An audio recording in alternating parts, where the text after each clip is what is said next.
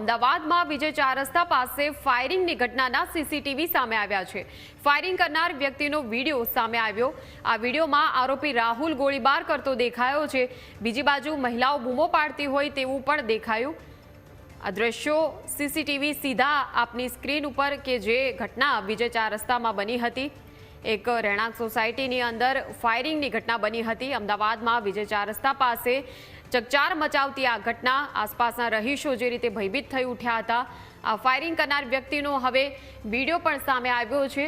આ વિડીયોમાં આરોપી રાહુલ ગોળીબાર કરતો દેખાય છે, ત્યારે તરત જ પોલીસે તેની ધરપકડ કરી લીધી છે। હવે આગળની કાર્યવાહી જે છે તે હાથ ધરવામાં આવી છે, પરંતુ ફાયરિંગની જ્યારે એ ઘટના બની એ વખતે કેવો માહોલ સર્જાયો હતો, વાતાવરણ તંગ બની ગયું હતું અને આસપાસ જે મહિલાઓ છે તે પણ ભયભીત થઈ ઉઠી હોય તે પ્રકારનો માહોલ સર્જાયો હતો। સંવાદદાતા મિહિર ફોનલાઈન પર જોડાઈ ગયા છે। મિહિર, વિજય ચાર રસ્તાની ફાયરિંગની ઘટનાના સીસીટીવી સામે આવ્યા છે, આગળ હવે કઈ દિશામાં કાર્યવાહી? બિલકુલ મયુરી, જે પ્રમાણે ગતરોજ સમગ્ર ઘટના બની હતી। વિજય ચાર રસ્તા નજીક આવેલા સોસાયટી છે જેમાં રાહુલ કરીને જે આરોપી છે તે પોતાના પત્ની સાથે અમુક અનબન બની હતી ને તેના જ કારણે તેના સસરાના ઘરની બહાર રાહુલ સોની દ્વારા હવામાં ફાયરિંગ કરવામાં આવ્યું હતું। આ સમગ્ર જે ફાયરિંગની ઘટના હતી તેને લઈને અત્યારે આ જે વિડીયો છે તે સામે આવ્યો છે। જો કે પોલીસે ગતરોજ જ તે રાહુલ સોનીની ધરપકડ કરી લીધી હતી।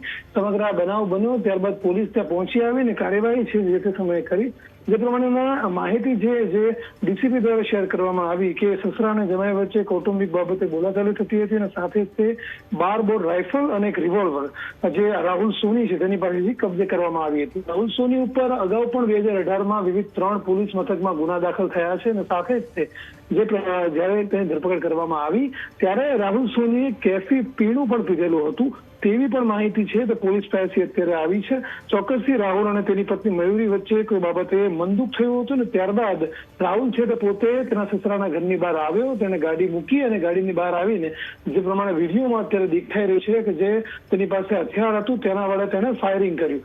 ચોક્કસથી અત્યારે હાલમાં પોલીસ દ્વારા સમગ્ર કાર્યવાહી હાથ ધરવામાં આવી છે અને આગળ હવે તેને લઈને જે પોલીસ છે જે ફરિયાદ નોંધી છે અને તેને લઈને હવે આગળ તેના સસરા અને તેના પત્નીનું નિવેદન લઈને કાર્યવાહી છે આગળ કરશે। બિલકુલ, આભાર મિહિર સમગ્ર માહિતી આપવા બદલ।